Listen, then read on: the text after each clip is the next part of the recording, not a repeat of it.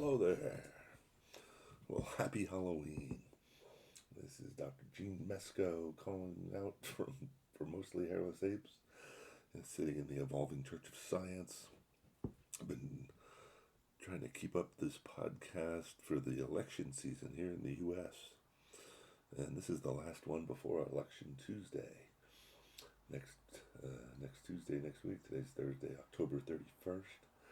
Halloween, All Hallows Eve.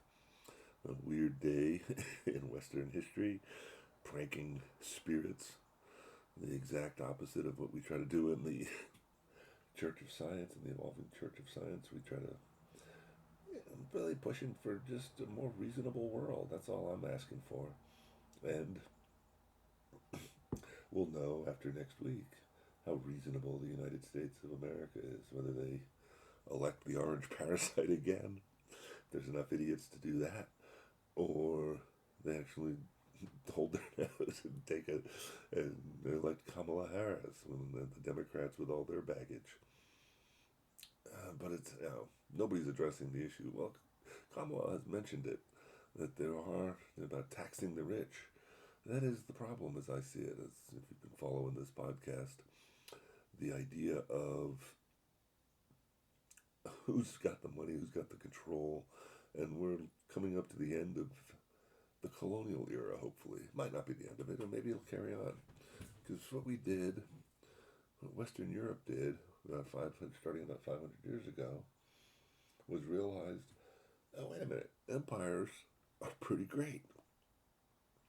And it probably dawned on them from the initial Renaissance, the whole idea of the Protestant Reformation and the whole issue of an influx of people. It was started by immigration, actually. A whole bunch of people migrated from the east when the Caliphate took over.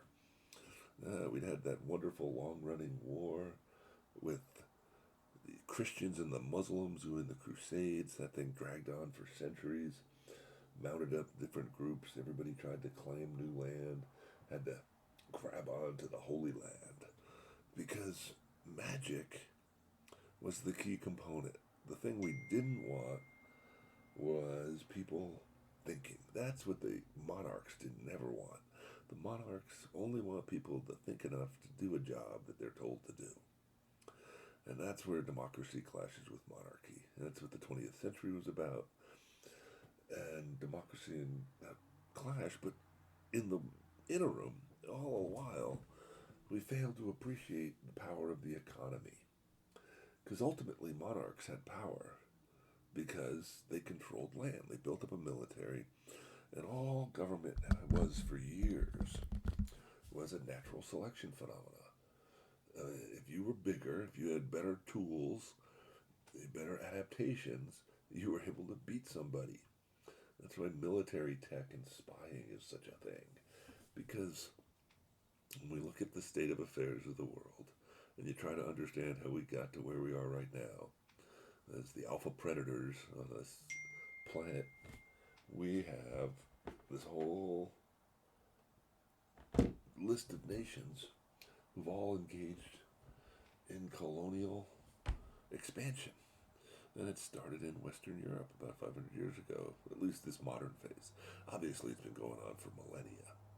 We've had armies and governments ever since we figured out that we needed to hold on to territory to survive. We did that 10,000 years ago with agriculture. We started growing things. Once we started growing things, we realized we had to protect them. Otherwise, some slack bastards would show up and try to steal them. And so it made sense. Because that's where we were able to build up surplus. That was really the origin of wealth as a concept. Let's think about being a hunter-gatherer. You got to migrate. You got to keep moving to wherever the herds are going, or wherever the crops are growing, or wherever the next fruit trees are in bloom, or wherever it's going on. Because and all you could take with you was what you could carry. And that was the limitation. But then we figured out agriculture. And agriculture let us build up a surplus. And that let us build up specializations. And that was better. That's no different than the lesson from biology. Going from prokaryotes to eukaryotes to multicellular organisms, to different animals and plants, and more advanced species that have an edge if you can specialize, if you can get a little more efficiency out of the system, if you can beat entropy, you can stay alive. You code some more information, you figure out how to do a trick, save a few calories, a few watts of energy, store a few more units of mass. You win. You win the game of life. That's all there is to it. But then we got this intellect, we got this intellectual adaptation, we got consciousness. And humans have consciousness. But here's the problem. I think consciousness is a developmental phenomenon. This is my counter argument to the whole one of my counter arguments to the whole abortion case. People say, "Oh, it's a human." It's not really a human. It's a Homo sapiens. It's got the genes to become a fellow, mostly hairless ape. But consciousness means it has to be cultivated. It has to be developed. You have to socialize a brain. If you didn't train a brain properly, you end up getting a feral, mostly hairless ape. That's what we have in the case of some civilizations. And it's the mistake we made in America by saying everybody has freedom of belief. No. If you want a functional civilization, everybody has to believe in at least one thing. You have to share a belief system. Because our brains operate on information. Information can be subdivided into belief, which is unverified information, and knowledge, which is verified information by some external evidence. And it's not evidence from another human brain, unless they can show you the actual data, the actual events, and they can demonstrate through observation and experiments, i.e., they can do science. That's the best case we have. That's what we built our legal system on, which was a good move. Show me the money, show me the body. But like I said, as a democracy evolved, and we finally said, no, we're not going to just have a king because they've been able to gather the biggest army. They've got the most swords and armor and horses, and they control by force. That's often it's been said that's the legitimate goal of government, is to force things. We're trying to build a new world based on intellect, based on consciousness. And that's a truly civilized step. When we actually have a place where we say, oh, wait a minute, we're all going to be following this idea, the same rules that somebody generated in their head, and this piece of information that we can't prove. That's the whole point. We can't prove it because ultimately we have to say what's good, we can say what's real. That's the beautiful thing about science. It can tell us what truth is and where limits are. But then it says, well, what do we do with that knowledge? How much can we manipulate it? As one daughter likes to say, guns don't kill people. Gaping holes in vital organs kill people. Guns are great tools. And only if I decide to use them on another human do we have crimes in some places. Crime is a concept. It's an idea. It's all about consciousness. And I think the orange parasite has embraced the idea that we're mostly hairless apes. He wants us to embrace our emotional state. He's doing the last call of monarchs and dictators, which says, be afraid, run away. It's a perfect thing to talk about with Halloween. All Hallows Eve, as my understanding, was started as the prelude to All Saints' Day. The idea that November 1st was the day that we worshipped all of our saints from the past, people who'd elevated their behavior to a holy state, to a religious state. They became saints. To be saintly, from the Catholic Church that I was raised in, told me that these people did something outstanding. They did something amazing. And they did so to help others, to improve the human condition. Good was defined as staying alive and preserving life and not stealing other people's stuff and doing an honest day's work. Got the whole Protestant work ethic out of that. And we tried to do that along the way with all of these basic properties, all of these basic properties that came along and said, hey, let's run a society this way. We'll make up some rules and we'll all agree to them. And for the longest time, churches and kings were the best answers we could come up with because we were ignorant. No one acknowledged their ignorance. Well, they might have accepted their ignorance, but they acknowledged that, oh, these other people had better information. But what happened about 500 years ago with the Reformation and the Renaissance and and the Enlightenment with the printing press, and we were able to spread knowledge, and we could learn how to read. People had enough ideas more than, and enough people were able to talk and communicate and say, wait a minute, let's question this authority. Let's question whether these guys should be in charge. They're in charge just because they happen to be the descendants of somebody who won a battle 500 years ago. That's really great. I'm really glad you guys beat those guys and we held on to our land. But does that give you the right to rule? Does that make you the best human in the bunch? And that's what, like I said, what happens in the 20th century. We said, no, we're not God kings. There's not God kings out there to play with. We are here as evolving social primates who have this trait that we can actually think. And it's only when we think and we say, let's make up a good rule. And for the longest time, the rule has been the gold rule. Not the golden rule. The gold rule is whoever has the gold makes the rules. Whoever controls the most resources. And one of the resources we decided to create 5,000 years ago was money. And money trickled along as an adaptation. It was like weapons and pots, all these marvelous things that helped our civilization survive, which is evolutionary traits. The big difference is the natural traits, our livers and spleens and all of those organs, provide functionality, structures and functions that keep us alive biologically, let us process nutrients, get rid of wastes, and stay alive. But then once we could think about stuff, we started making tools. And that probably started millions of years ago with Homo habilis, handyman. But as it evolved over the ages, we came up with all sorts of great tools. And a lot of them were turned into weapons. And some of them were mediums of exchange. And that's what we did with the economy and cash. And they came up with this idea of money, of a scale of value. But here's the thing. Money's all based on a belief system. You have to accept the fact that dollars are worth something. That's where currencies have fallen by the wayside over the years. And we have this fantasy going on right now that dollars are the most important thing in the universe. And that allows certain people who have a lot of dollars to influence what rules get made and what rules get enforced. And if you really want to ask the question, if we're living in a democracy, just answer the question, are the rules the same for everybody?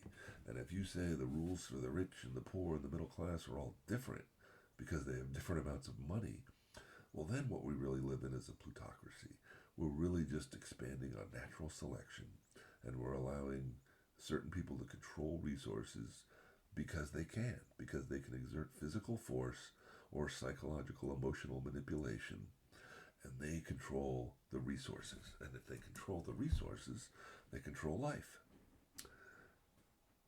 And maybe we can move past that. Maybe we can't. But I'm thinking we can. I'm thinking that's what's going to happen on Tuesday. We're going to take one small step towards the idea that, hey, maybe we should act in a civilized manner. Maybe we should act based on thought processes. We should be based on thinking. And thinking basically means looking around yourself, realizing the environment you live in, that we live on one planet, and that we're one biological species, and maybe all that magic stuff isn't real about all those gods and rules and angels and hell. Maybe all that stuff is made up. Maybe it's not real at all. And if it is, we'll find out. But until somebody shows us some good scientific evidence, they don't even have evidence that would stand up in a court of law other than the fact that, oh, I believe this. Well, and hence the nature of the beast. We have to get back to belief, and we have to understand what belief is at a fundamental level. Belief is the process that goes on in every human brain where we generate an explanation for something that we don't have any evidence for, but we say that's probably how it works. And if you do that in the evolving church of science, you say the only thing out there are natural rules, are rules that are based on the fundamental properties of matter and energy and space and time. And because of those, some autocatalytic replicators made living systems. Life can defeat entropy locally, and we can save ourselves by organizing around containing some information. And chemicals first put the information, it was intrinsic to their structure. The idea of electron orbitals and nuclear structures and atomic number and all of those, whatever those mystical properties of atoms are, and energy particles, they're out there. They exist. And we can manipulate them. We have a global communication network because somebody figured out how electrons behave. Nobody's ever seen an electron. Nobody's ever held an electron. Well, actually, we've held a bunch of them. Nobody's ever controlled an individual electron other than by using these theories. And so the theories must have some validity. It could be all magic. I agree with you on that. You could still step back and deny scientific reality, the truths that are generated by this knowledge of a belief system that says, hey, if there are consistent properties and I run consistent experiments, I should be able to tell what's going to happen when I change one variable. And if I change that one variable, and every time I change it, X, Y, Z happens, then I can count on X, Y, Z happening all the time. And if I can count on that, because I've actually peeled back the curtain of reality just a little bit, and I know when XYZ happens, I get to have a result. I get to send a pulse of electricity, or I get to light up a light bulb, or whatever it might be. Science tells us that that's truth. That's reality.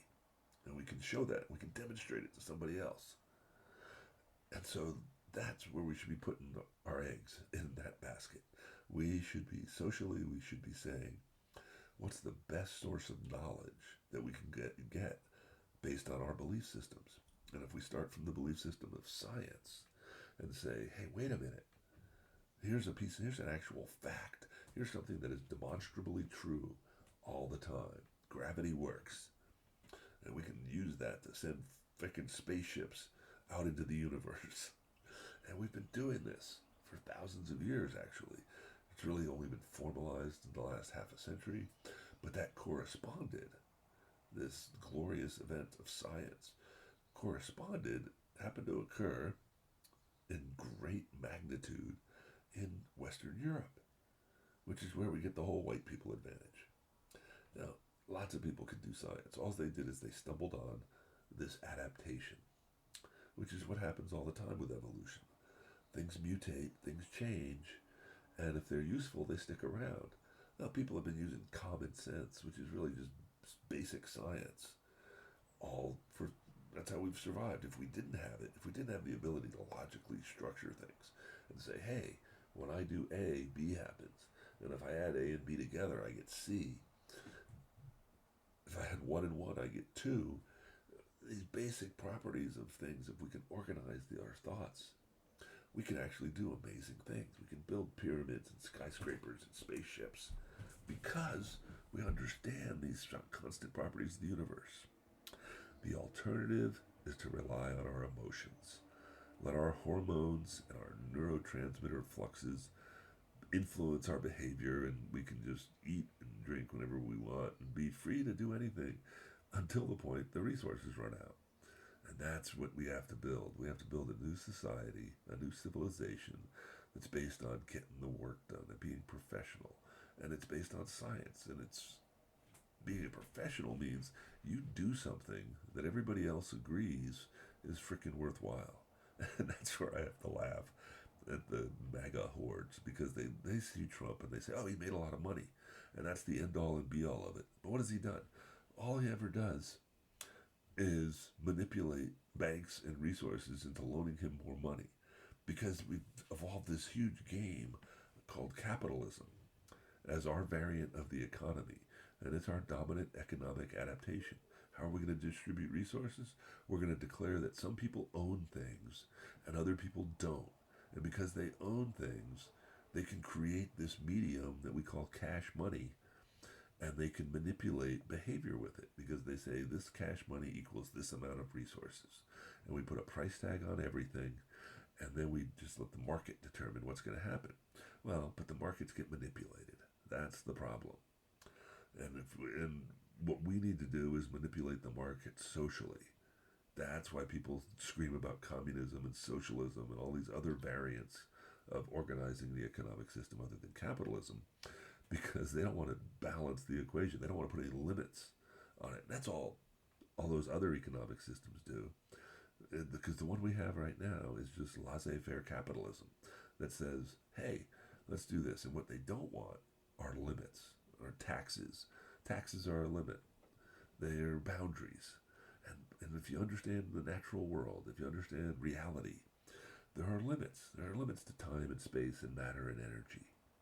Metabolic pathways evolve because ATP only has a certain amount of energy, and you can only do one chemical reaction at a time, worth 7 kilocalories per mole. And if you have to need more energy than that, you got to do another step. You got to burn another ATP molecule. And reality works that way. I can only move so much at a time. I have to eat. I have to sleep. And everybody has to do that. And we've evolved this into this marvelous management system. And we think that the management system gives you the right to own everything.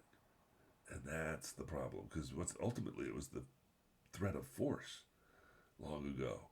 And what happened in Western Europe? Well, the feudal lords realized if they maintained the military and protected people from outside, then we could have an economy within our group. Because you really can't have a civilized economy where you're trading money unless a central force says, hey, this is actually worth something.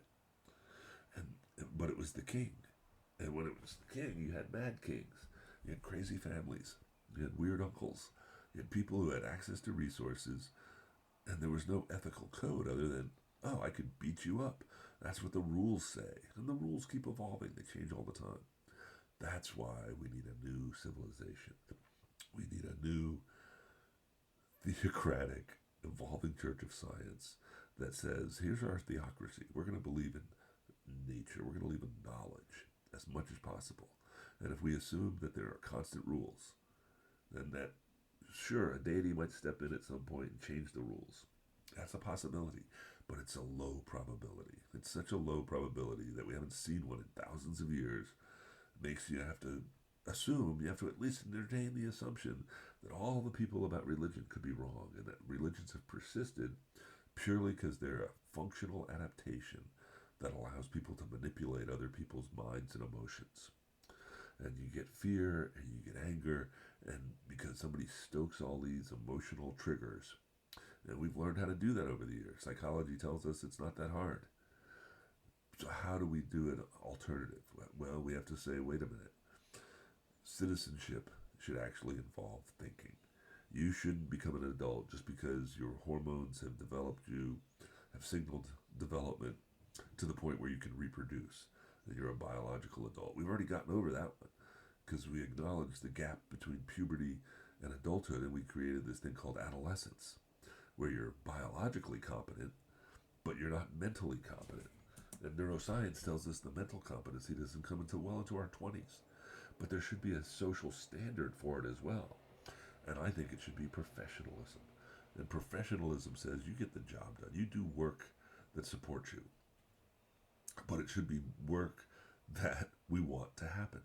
That's where we have to reshape society. And it can only be done at a fundamental level. That's why we need the Bible, and we need grand falloons, and we need a new way to make rules with the professional adults making the decisions. The professionals. You don't mess with the professionals. You don't mess with the special investigators. You leave the professionals to do their work, and the rest of us have to figure that out. And the professionals do their jobs because they've acquired the special knowledge. In reality, all I'm thinking is what society should be is no different than an expansion of the metaphor of a multicellular organism. We have specialized organs that get things done. We have livers and spleens and hearts and gonads and brains, and they all serve different purposes, muscles and bones. And because they serve specialized purposes and they're adapted to being more efficient relative to one or at least a few functions, we've been successful because of that decrease in entropy, increase in information that serves to create all these specialized functions.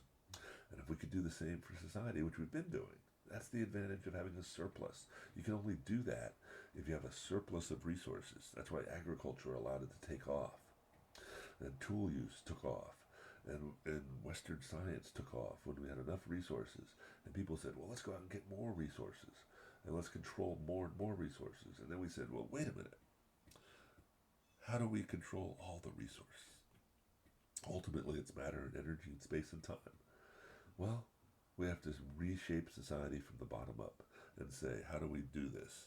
How do we build up a coherent, logical system? And I think we can do it if we start with science. Ah, sorry, just rolling on there. And going back to the election, next time I talk to you will be after the election.